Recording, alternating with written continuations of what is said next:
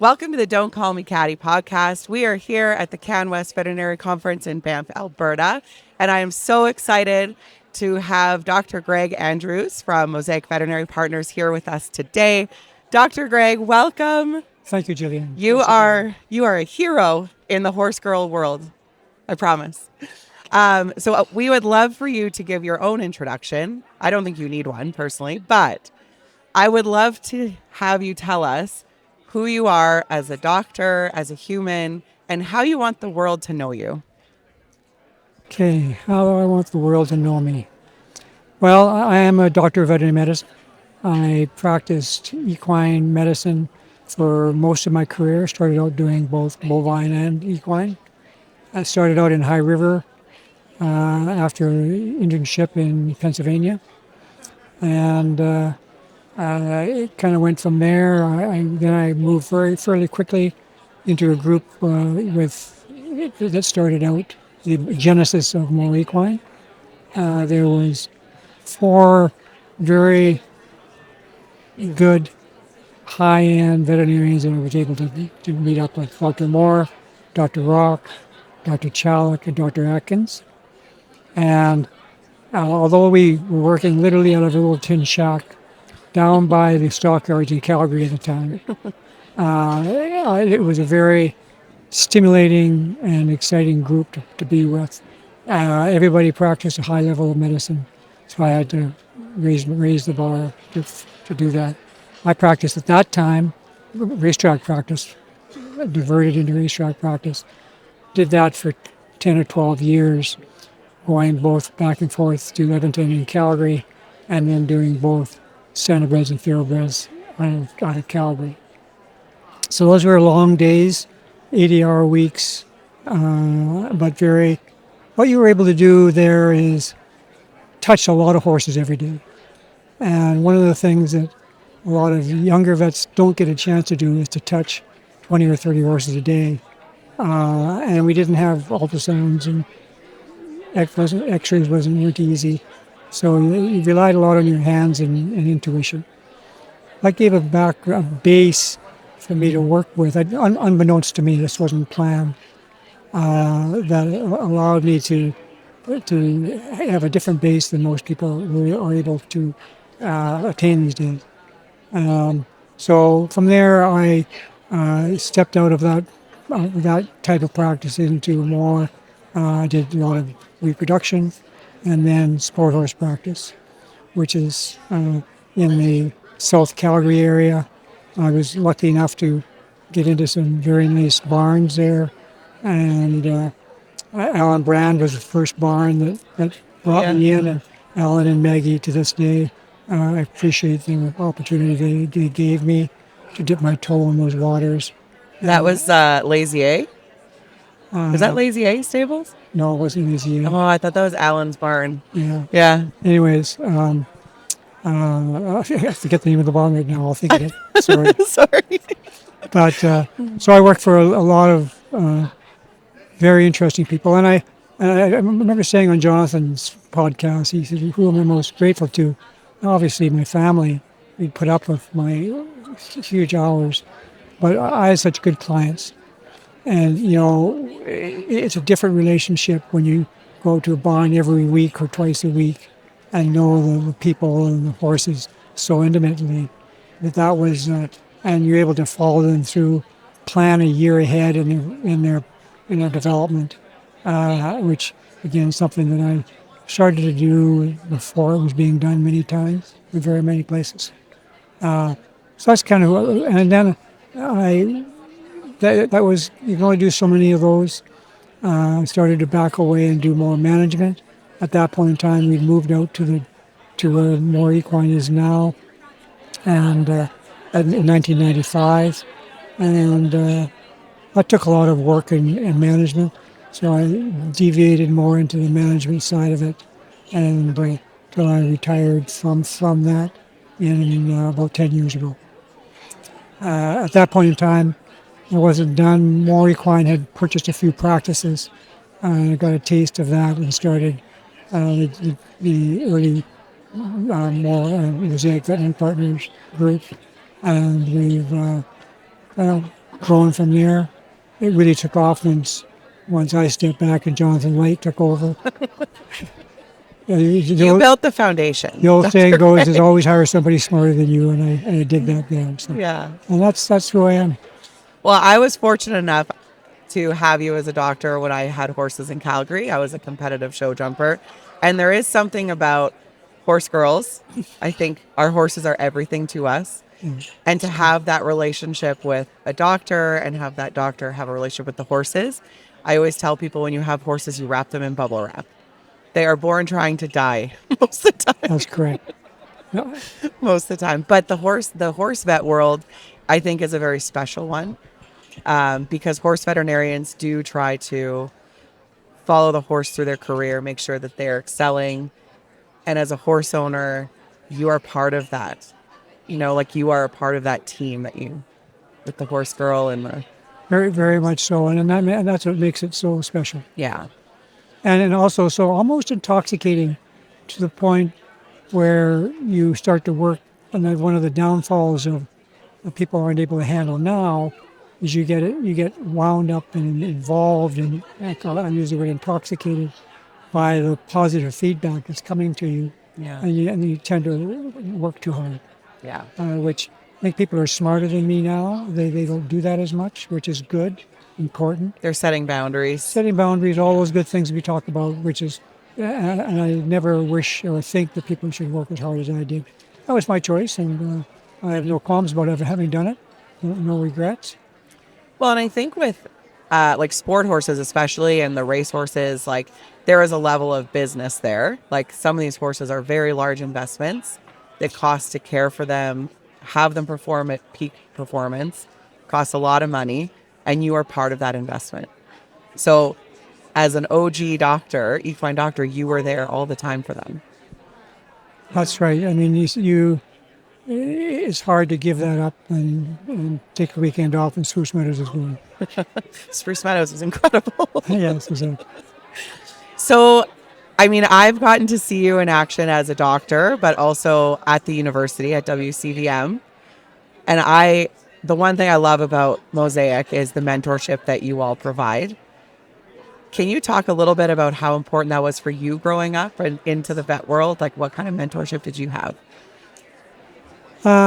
Speaking candidly, other than the 4 vets that I was working with, they were all pretty busy. I didn't have very good mentorship. Okay. Speaking candidly. Yeah. So I had to kind of forge on my own. And later, I did have good connections with the group in the University of Pennsylvania from where I interned. Followed them. Dr. Peter Fretz from the WCVM was a person who had taught me some surgical techniques. And I ended up for a while, I was doing a lot of surgery there as well. And but that I think that held me back, made it a longer journey than it should have been. And so that's why I'm so adamant about students and foreign vets especially. And literally more equine, I touched hundreds of those. People have come and gone and in many different forms. Yeah. Well, I can remember last summer, it was last summer, earlier this year, we were at WCVM together, and the horse dummy model came off the elevator, and I was standing there with an equine student, like a 4th year grad, and you were there, and you taught us how to tube a horse in the middle of the hallway. And I've never forgotten that. And I know Robin loves spending that time with you. But it was funny. I was watching another something about the American Quarter Horse Association, and there was a horse colicking, and this brand new baby vet tubed a horse on there, and they said this is what they're born trained to do. And I actually could relate. I couldn't relate. I wasn't working on a real horse with you, right. But I was like, I know what's happening. So is there any tips and tricks that you have or that you've learned that's your favorite? If you looked at every tool in your vet truck as an option, was there anything you had to create on the fly to make work? Do you know what I mean? Like something was happening and you're like, I don't have the right piece here. So you had to makeshift something to work. Well, probably the most bizarre thing and lucky thing that I did. This was on a cow, Oh, my okay. a steer. The first year, the second year, I was out on the farm, and somehow I diagnosed a obstruction of the intestine. And I guessed that it was in the abomasum or vasum area. I made a little cut in the cow on the right side, reached in, and there was an obstruction right there. I mean, it was just so lucky. And I pulled it out, cut it open, took it out, and the steer was fine. It was just, to this day, I'm just amazed how lucky I was to do that. So, How often do you think about that? oh, not that often anymore, but it was a pivotal point where what it did, it kind of gave me confidence and the ability to step out and do stuff. Yeah. You know, there I was on the field, and it was not that clean, but carpe diem. You know, I seized Seize the moment, day. and it went out and did it, and it gave me confidence to go on and do a lot of surgery after. Not just because of that, but Yeah. gave that confidence. That's amazing. We were interviewing yesterday and someone said one of the questions was, what's your favorite gadget in your vet truck or your vet practice? And she said, well, one of the best things I learned how to do was to take a rubber glove apart and use the elastic as a hairband because I didn't have one. So she said, there are ways to use different tools in your truck. I don't have that problem with my. No. I'm sure we could find a pigtail. It would be difficult. So I love our conversation so much. Every time I see you, we talk about business. And we agreed we weren't going to get too investment focused here. Well, But as someone who has spent a lot of time just with life experience, practice experience, financial experience, are there any any ideas or things that you want younger veterinarians to think about as it pertains to money, finances, things they should do or not forget? yes, there is. I gave a talk to the Bovine Association here this year earlier, and my topic of one of my slides was go buy stuff. I'll back, it's not quite that easy. But veterinary medicine, I'll digress a little bit first to give context. We have a large negative for us as far as earning money is concerned. Yeah. And that's called the cost of goods sold, what it takes for us to supply a service. And in most practices, somewhere between 25 and 45% of every $100 goes to DECRA, Interquip, McCarthy. These are in front of me here. Yeah. And as a direct relationship to the servants. No other profession has that. Lawyers, physiotherapists, Financial advisors. financial advice. Yeah, there's nothing. Very little money is directly related to the servants. Yeah. So that's the negative side, and that's one of the reasons why we've always been one of the lower paid professions. But the other side of it is the huge advantage we have as a profession, not just as a veterinarian, but as a profession. Banks believe that we'll pay their money back. Because you know what? We do. Yeah. 95% of veterinarians get up every morning and go to work. And if they have a loan, they for sure get up every morning and go to work. And because of that, because they have a steady stream of income, almost infinite number of clients, they give us preferred interest rates and packages that no other group gets. Yeah. Young veterinarians should take advantage of that because once they step out of veterinary medicine, they'll never get that treatment again. Well, we talked about this last night. When I speak to the students, I'm always like, take advantage of the line of credit. And they're like, but I don't need a line of credit. And I'm like, but it's a $200,000 line of credit at prime minus a quarter that you will never get personally once you leave vet school. Because all banks want you as a veterinarian as a client. Because normally you stay with a bank for life, Yes. and I have, and through ups and downs with that bank, and so that's they want to draw you in with that. But I agree with you, take it. But more importantly, I think invest in the practice that you're in if that's the right practice. Don't be really quick to jump out and open up your own practice. There's a lot of experience that's required to do that. But if it's the right practice, buy some of it or buy it all. So you won't have to come up with any money. The bank will give, if the practice is worth $1 million, they'll give you $1 million. They'll give you a line of credit on top of that.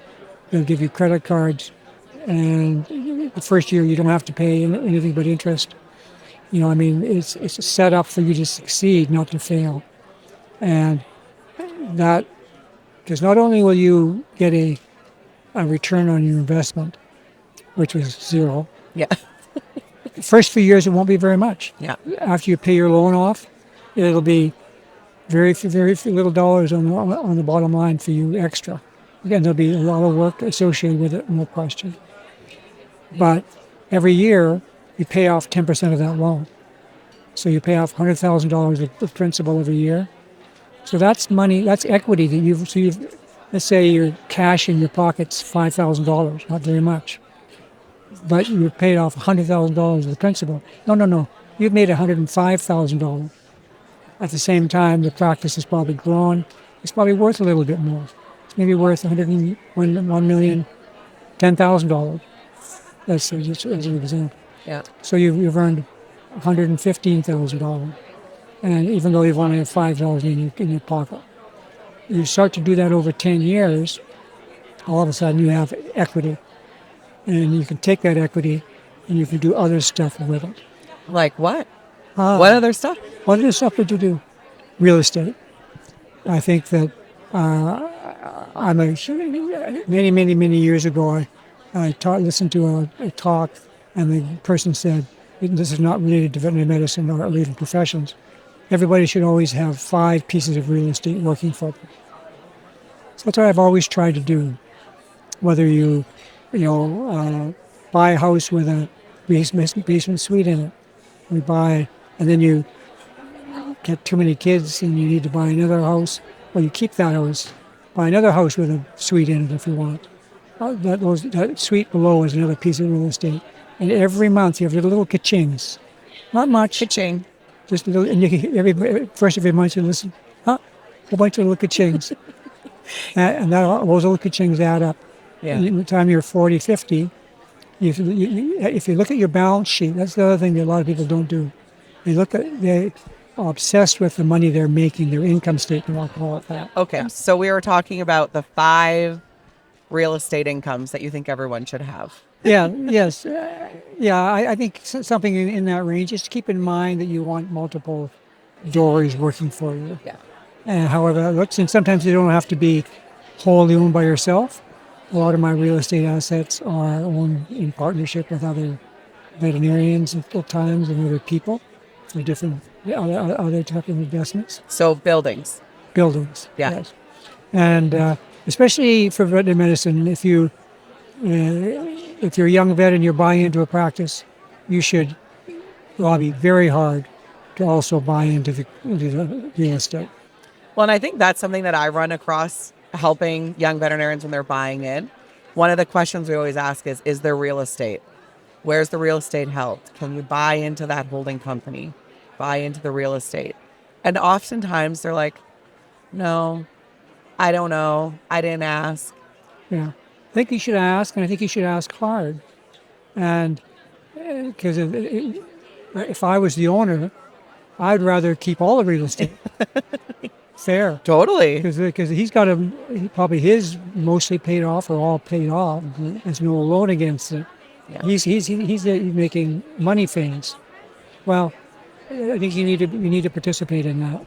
And I would push pretty hard because also, again, it's a point in time where, let's say the building is worth $1 million. I'll use that again, and you want to buy. You're buying into a quarter of the veterinary practice. You say, I want to buy into the quarter of the building. So the building's worth $1 million. Again, the bank will give you $250,000. If you go buy another building worth $1 million, you have to pay 25-30% cash equity up front. So you'll never get that any other time. Yeah. The interest rate might even be a little bit higher than some commercial mortgages, but that's offset by the fact that there's no equity involved. Right. So there's only a certain number of times you get to use that in your whole life. Do it. Yeah. And again, because it will get, again, you won't get much cash in your genes from that. But again, every year, you're paying down the principal, the property is appreciating, and your IRR is called the internal rate of return, is in the high teens every year on that investment. Well, and I think what my dad used to say is the one investment you should always make is to buy land, because they're not making any more of it, right? So whether you have 1 acre or 10 acres, a building, these are all, like you're saying, buy things, buy stuff. Buy stuff. Yeah. And that was what my slide said. Yeah. Buy stuff. And this isn't go buy a brand new vehicle, like a depreciating asset. Like I have this conversation with students all the time. Up until 2 weeks ago, I drove a 24-year-old truck. I would show up to client meetings in a fully paid off vehicle, had everything I needed because I didn't want to pay for that truck payment. You hit on one of my big points is should never borrow money on a depreciating asset. Yes. I did teach my kids. I gave them the first car, which was a cheap car, used car, and I said, this is the last thing you're going to get from me. Never start making payments to yourself now. Yeah. So, and what it does, then you're not paying these interest rates and stuff. But more importantly, you're driving a vehicle you can afford. Yeah. You're not driving one that you think you can afford $500 a month, but it's an $80,000 vehicle. And really, if you're honest with yourself, all you can afford is a $40,000 vehicle. Yeah. And that gives you free cash flow down the road that you can invest and do other stuff with, rather than an $80,000 vehicle that looks nice until it's not. Yeah, exactly. I love investing, and I love watching, like my husband thinks I'm wild because all I do is just put money away, and I watch tracking our net worth. But real estate is something that I think is so important because you can see it. Right? And you can figure out ways to make money from it. Most of the very large families in North America have got their bases in real estate. Yeah. Oh, some of the largest insurance companies will have a real estate fund that's built up of the real estate that they own. Right? And they're renting out their apartment buildings, their commercial spaces, and they're just collecting rent. Right. So we can do that on a smaller scale as an individual. Yeah. Yeah. What would be the best advice that you've received throughout your career, throughout your life? What would be some gold nuggets there? Well, I think the real estate investment is one of them. But probably one of the pivotal moments of More Equine was we were a mixed animal practice as far as bovine equine at that point in time. And a lot of the corporations were coming in that were starting to slice prices, and a lot of price competition was just starting in pharmaceuticals. And we were sitting around, the 5 of us, Dr. Moore and the other 4 partners, and Dr. Moore said, there will always be somebody that's willing to sell pharmaceuticals and services cheaper than you. Take the high road. And that sentence, which went against one of the partners' ethos really significantly, was the genesis of More Equine, in my opinion. And what we did is we started to concentrate on high-end professional services. At the time, we were the first clinic in Western Canada to buy an ultrasound machine. This is back in the 80s, and it cost $25,000 back That's a then. big, that's a big Well, it's deal. a $100,000 machine now. Yeah. So we started to invest in that sort of stuff rather than trying to be the cheapest pharmaceutical supplier. And that just organically. So value your services and don't ever try to be the cheapest veterinarian Yeah. or sell the cheapest drugs. There's always going to be somebody that sets up for that. One, and there's no value in free. Like Exactly. people don't see value in free, right? Exactly. Even if you don't think that, if I didn't think you could afford or you can't afford, that extra $100, you put it on the invoice and then discount it. You just don't say, I won't charge you for that. So then you wouldn't even know that you got a deal. Yeah. And so many young veterinarians, I was one of them. Another story, again, way back from my first year, I did a water balance surgery on a calf. What is that? That's where they get a stone in their urethra, Okay. and you have to go in and take it out. Well, There's much more of it back then. And for the first one I ever did, I fumbled a bit. So I gave the guy a break. I didn't charge him what I was supposed to charge him.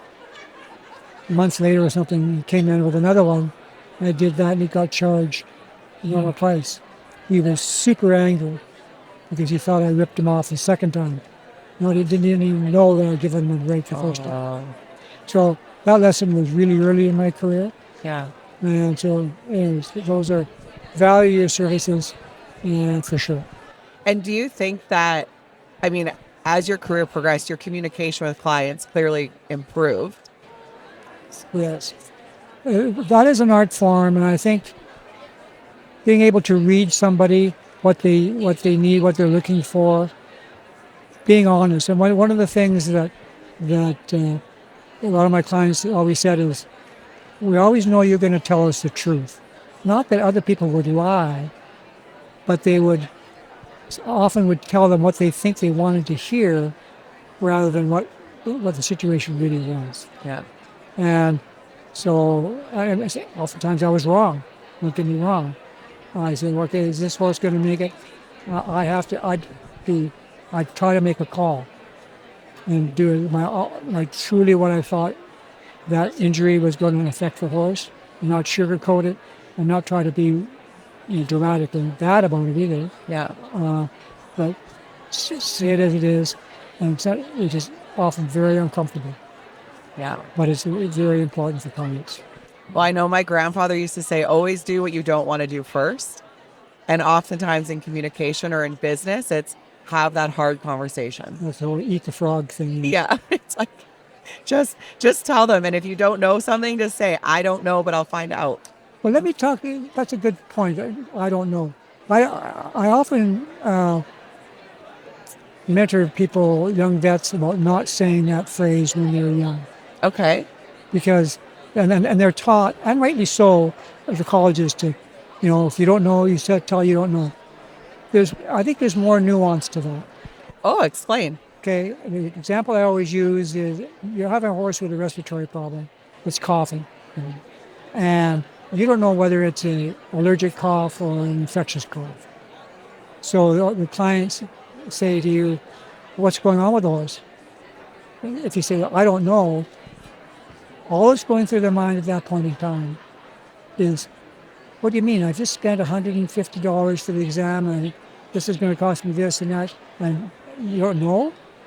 As opposed to saying, your horse has either a respiratory infectious problem or an allergic problem, and I'm going to do this to find out. Oh, that totally changes it around. So that's a nuance. Absolutely. Especially when you're a young vet, because, speaking candidly, if I said that, they would give me, oh, well, it must be a terrible problem with Dr. Edmund. Which is wrong. It shouldn't be that way. Yeah. But that's whenever I hear that, I will often hear that and watch the client's reaction, and their faces just drop. So I think that's the art of communication. Yes. And I think that's something we are constantly working on, is how to communicate better, be more clear. But I'm finding even working with vet medicine is I always try to come from a place of education, and that's what consumers want too. They actually want to learn about what's happening to make those decisions, right? So if you said, I don't know, but if you do what you're saying, well, the horse has a respiratory issue. Here's what we're going to do. I mean, very rarely you don't know. But by saying you don't know, it's almost like you don't know anything. You know all sorts of things. You got things going through your brain. You're checking all this. Is it cancer? Is it this? Is it that? You're all those things getting checked off mentally. Yeah. You don't verbalize, and you shouldn't. Fair. But you need to let them know that. And as far as communication in veterinary medicine is concerned, it's kind of the antithesis of what you would think. I said this as a young vet, and many people have heard it. I went into veterinary medicine because I'd rather work with animals than people. Yeah. How many times have you heard that? All the time. It's exactly the opposite. Yeah. We work with people because the patient can't talk.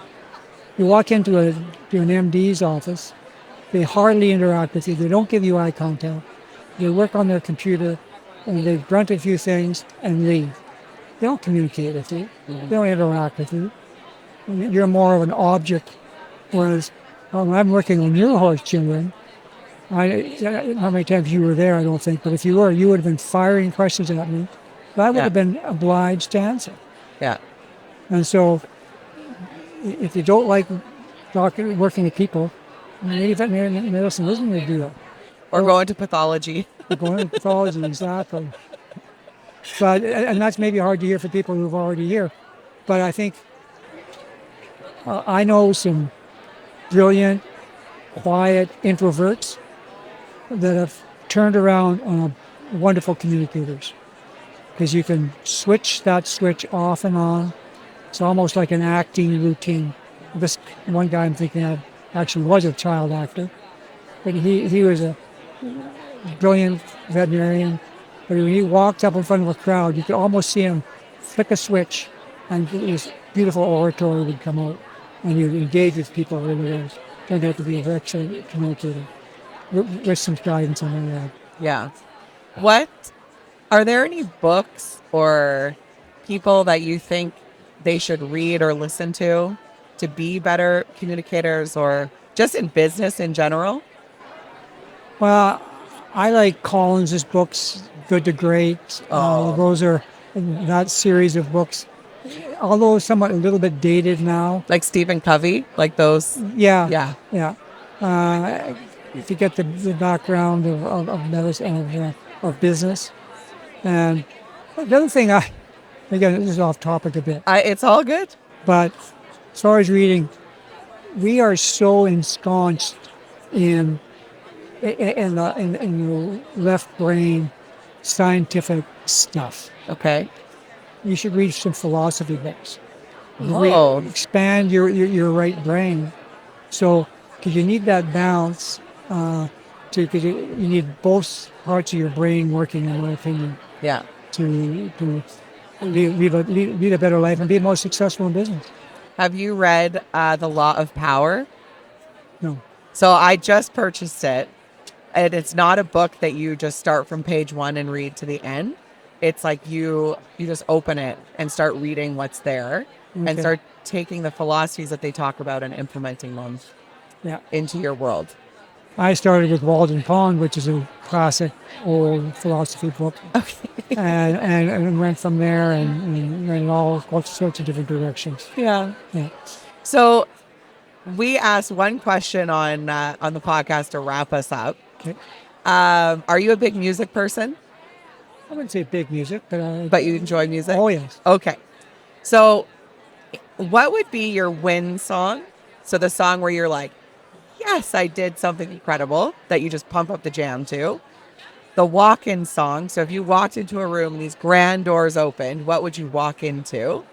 And then what would your funeral song be? How do you want people to remember you? Well, the song that I used to close up with when I was doing surgery, especially a long colic surgery or something, in the middle of the night, I always have to put Janis Joplin on. Which one? The Rose. Okay. So we used to crank it up loud because all the drama was done. Yeah. You know, you were just throwing up a big incision. The funeral song would be Hallelujah Oh, that's a good by the one. Collins. Yeah. Especially the version done. Oh, anyway, I forget her name that did it for the Vancouver Olympics. Oh, Kaylee will find it. Don't worry. No, Katie Lang. Katie Lang. Oh, there we go. I also know that on the top of my head. That's good. She Haley she had Arthosaurus. a white suit on with no socks, bare feet. That's how pivotal that was. Anyway, Wow. Okay. what other song was it? The entrance song. Entrance song. Yeah. Your walk-in song. Queen. Which Queen song is it I'm thinking of? I love Queen. Oh, We Are the Champions. Oh, Yeah. yeah. I think you're from Edmonton. We are the city of champions there. It used to be the middle of the game. Yeah, it used to be. Right. Amazing. Well, Dr. Greg, thank you so much for being on the Don't Call Me Patty podcast. I am so honored to get to sit here and get to chat with you about business whenever I see you. It was enjoyable, and I hope it helped people a little bit somehow. It will, always. Thank you. Thank you. Take care.